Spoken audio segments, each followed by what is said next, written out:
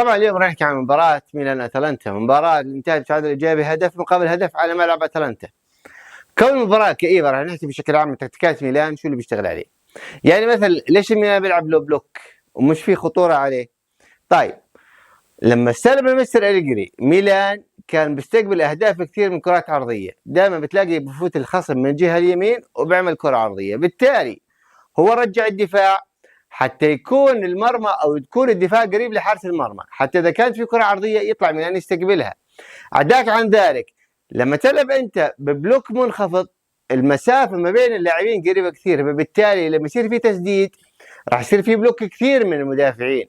يعني انت بتشوف انه المستر بيحكي لك دائما انه احنا ما بنستقبل الكرات على المرمى، هذا صحيح لانه دائما في صف دفاع في كثير ارجل، في كثير سيقان واجساد اللي تضرب بها الكره ما بتصل المرمى. هاي من الامور اللي بتخلي ميلان بيلعب باللو بلوك، يعني لعب مع اتلانتا مع ليتشي مع كرونيزي ما كان بيلعب لو بلوك. عداك على انه ممكن يعتمد على انه كرات طويله لياو، المهم دفاعيا هو حتى يتخلص من صداع الكرات العرضيه ويكون الكرات قريبه لحارس ميلان انه يقدر يساعدها. برضه ما يكون في كرات ساقطه خلف المدافعين، اذا كان في كرات ساقطه برضه ميلان بياخذها. على كل بنشوف كمان بانه فوفانا صار له ادوار دفاعيه اكثر، يعني كنا نشوف فوفانا دائما متقدم للاعلى الجهه اليمين، لا حاليا صار يضم اكثر للوسط ويتراجع اكثر للدفاع، بغض النظر عن فكره انه لياو صار يلعب اكثر او صار متواجد، لا برضه لانه صار بده يسلم ميكرز يكون له دور اكثر في الجهه اليمنى، لانه فوفانا جنن أليجري وجنن كنا بتسديداته، فبالتالي حتى يحصل افضل فائده هجوميه صار سالم ميكرز هو اللي يتقدم.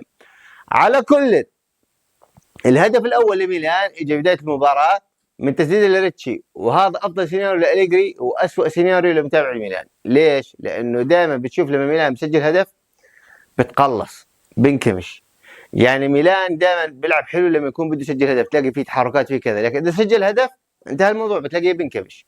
على كل بعد الهدف هذا الميلان كان موجود في الملعب، بس شو اللي صار؟ اللي صار انه احنا عندنا مشكله، مش انه بالبلوك، المشكله عندنا بالتمريره الثانيه والتمريره الثالثه بالهجوم. يعني الكره لما تطلع للمهاجمين بيفقدوها، حتى مودريتش صار يفقد، طبعا في ضغط عالي، وبالنسبه لمودريتش بالاخص مودريتش كان في عليه رقابه لصيقه اكثر من لاعب كان يدور عليه الرقابه، فلذلك ميلان ظهر بشكل سيء هجوميا لان الكرات ما بتصل، والكره اذا وصلت ما يتم الحفاظ عليها. الشوط الثاني بلشت الحلول من المدرب، طلع لياو ودخل انكونكو.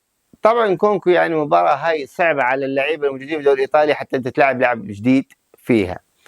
صار الموضوع في الدقيقه 60 حتى مع اصابه المكسيكي كان راح يتبدل، لانه بده يعني لما شفنا لوفتشيك نزل عمل حركه.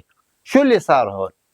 اللي صار بانه الاتلانتا بضغط عليك ضغط عالي في الملعب، ضغط كثير عالي، فبالتالي حتى تتخلص منها اما سيناريوهات لعب سريعه او يكون في عندك لاعب حامل الكره مهاري اللي يتخلص من الضغط. يعني الضغط اللي بيعمله اتلانتا لو بس لاعب تخلص من لاعب زي تاثير الدومينو كله بتساقط. ليش؟ لان كل لاعب راح يترك خصمه، راح يترك اللاعب الموكل بمراقبته ويجي عليك، فانت لما تباصي اللاعب هذا بيرد الثاني اللي بيجي بتلاقي الملعب كله فتح. لكن احنا افتقدنا مثلا لاعب زي رابيو اللي هو كان ياخذ الكره يقدر يكون حامل الكره ويتحرك فيها لمهارات اعلى. بالاخص اللي خسرناه او اللي احنا فقدناه اللي هو تيجاني رايندرز، كانت هاي مباراته، كان هو بسرعه عمل مهاراته وتخلص من الخصم وبلش يتحرك يحمل كره للاعلى.